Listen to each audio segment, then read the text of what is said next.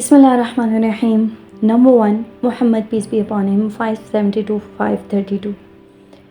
My choice of Muhammad to lead the list of the world's most influential persons may surprise some leaders and may be questioned by others, but he was the only man in history who was supremely successful on both the religious and secular levels.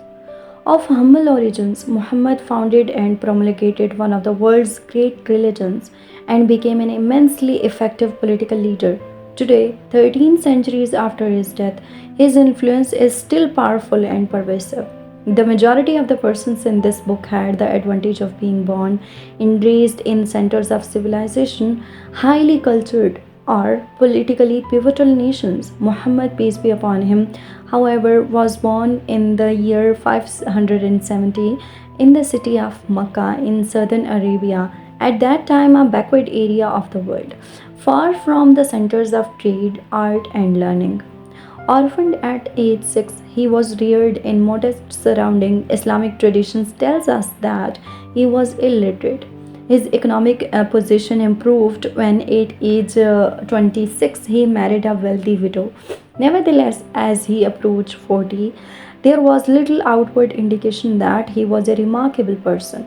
Most Arabs at that time were pagans and believed in many gods. There were, however, in Makkah a small number of Jews and Christians. It was from them, most probably, that Muhammad, peace be upon him, first learned of a single omnipotent God who ruled the entire universe.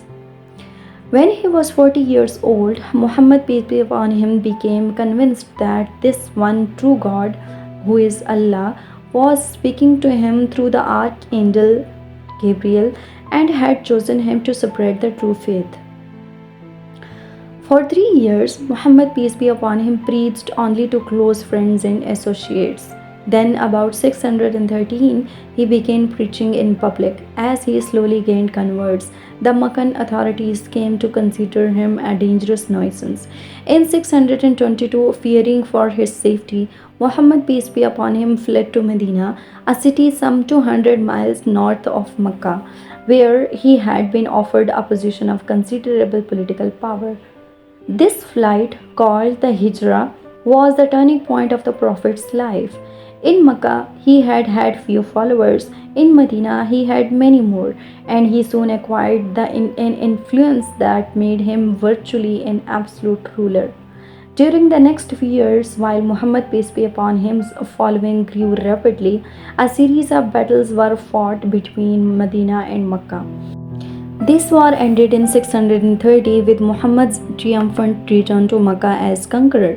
The remaining 2.5 years of his life witnessed the rapid conversion of the Arab tribes to the new religion. When Muhammad, peace be upon him, died in 632, he was the effective ruler of all southern Arabia. The Bedouin tribesmen of Arabia had a reputation as fierce warriors, but their number was small and plagued by disunity and internecine warfare. They had been no match for the larger armies of the kingdoms in the settled agricultural areas to the north. However, unified by Muhammad, peace be upon him, for the first time in history, and inspired by their fervent belief in the one true God, these small Arab armies now embarked upon one of the most astonishing series of conquests in human history. To the northeast of Arabia lay the large new Persian Empire of the Sassanids. To the northwest lay the Byzantine or Eastern Roman Empire, centered in Constantinople. Numerically, the Arabs were no match for their opponents on the field of battle, though it was far different, and the inspired Arabs rapidly conquered all of Mesopotamia, Syria, and Palestine. By 642, Egypt had rested for the Byzantine Empire, while the Persian armies had been crushed at the key battles of Qadisiyah in 637 and Nahawand in 642. But even these enormous conquests, which were made under the leadership of Muhammad, peace be upon him's close friend and immediate successors, Abu Bakr and Umar ibn al-Khattab, did not mark the end of the Arab advance. By 711, the Arab armies had swept completely across north of Africa to the Atlantic Ocean. There they turned north and crossing the Strait of Gibraltar overwhelmed the Visigothic kingdoms in Spain. For a while, it must have seemed that the Muslims would overwhelm all of Christian Europe. However, in 732, at the famous Battle of Tours, a Muslim army which had advanced into the center of France was at last defeated by the Franks. Nevertheless, in the second century of fighting, these Bedouin tribes, when inspired by the word of prophet, had carved out an empire stretching from the borders of India to the Atlantic Ocean, the largest empire that the world had yet seen.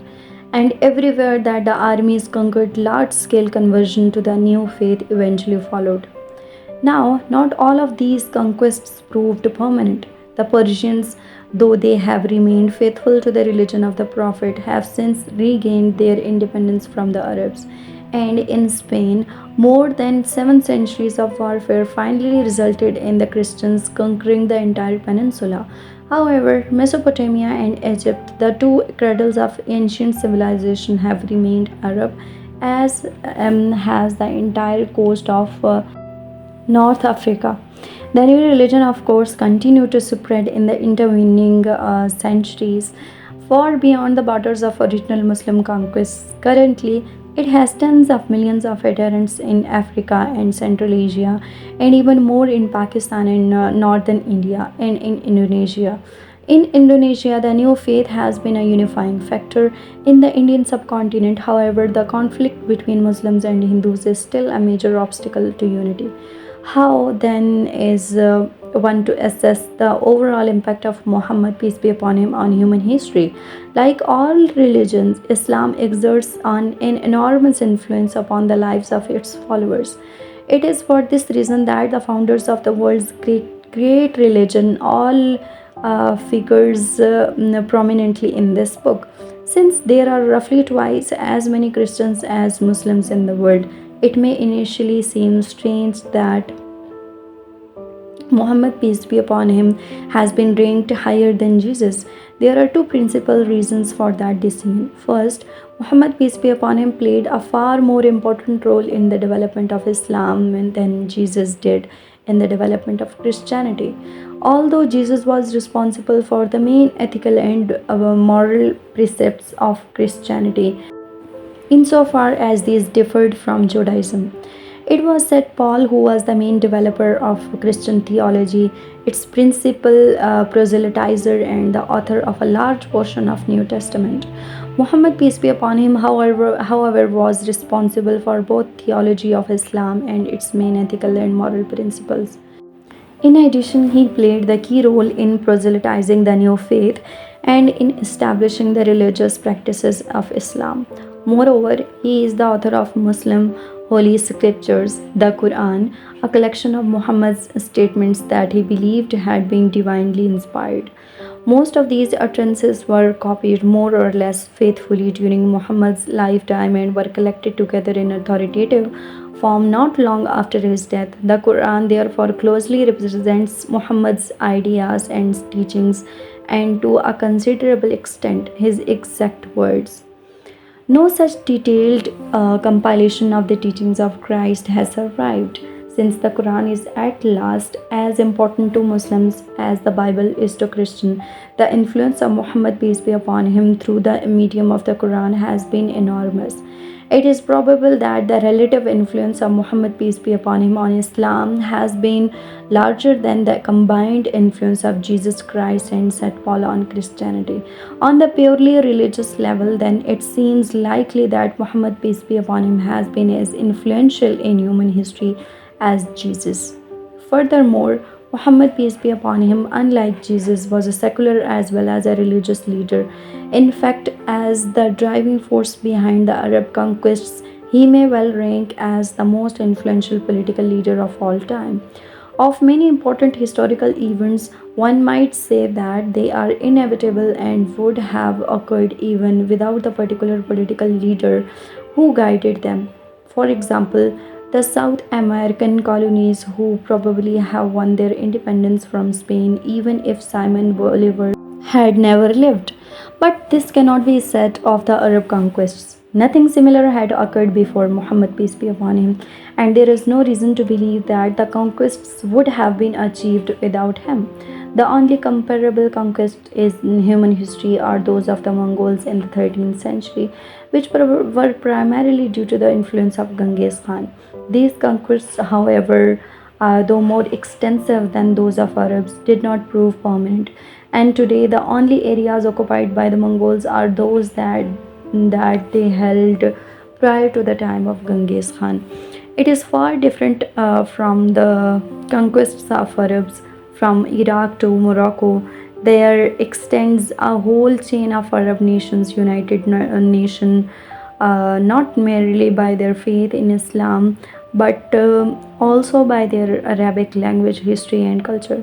The centrality of the Quran in the Muslim religion and the fact that it is written in Arabic have probably prevented the Arab language from breaking up into mutually unintelligible dialects, which might otherwise have occurred in the intervening 13 centuries. Differences and divisions between these Arab states exist, of course, and they are considerable, but the partial disunity should not blind us to the important elements of unity that have continued to exist.